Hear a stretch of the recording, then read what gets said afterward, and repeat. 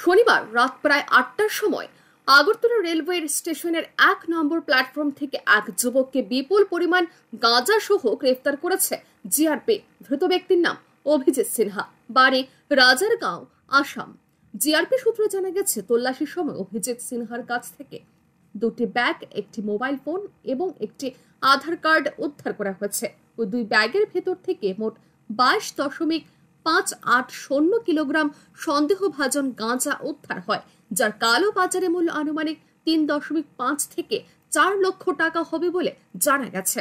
ঘটনার পর অভিযুক্তকে আটক করে গাঁজা সহ অন্যান্য সামগ্রী জব্দ করে পুলিশ। এ বিষয়ে আগরতলা জিআরপি থানায় এনডিপিএস আইন অনুযায়ী একটি নির্দিষ্ট মামলা রুজু করা হয়েছে। পুলিশ জানিয়েছে, ধৃত যুবককে আদালতে সোপর্দ করা হবে এবং ঘটনার পেছনে জড়িত অন্যান্যদের সন্ধানও তদন্ত শুরু হয়েছে।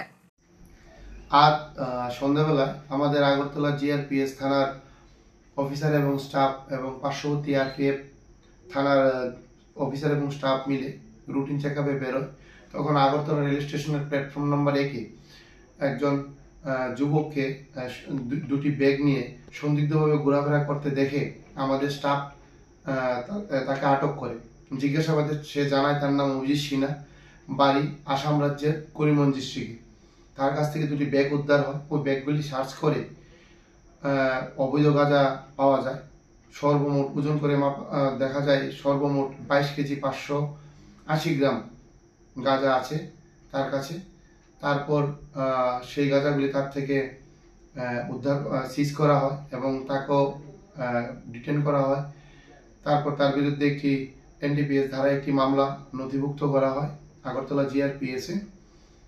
বর্তমানে সে আগরতলা জিআরপিএসে কাস্টডিতে তার ইন্টারোগেশন চলছে। যে গাঁজাগুলি উদ্ধার করা হয়েছে তার কালোবাজারি মূল্য হবে প্রায় 3.5 থেকে 4 লক্ষ টাকা।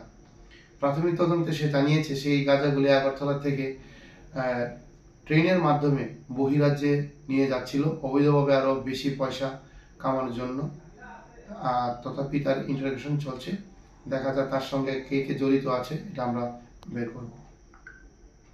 Bureau report, RE news.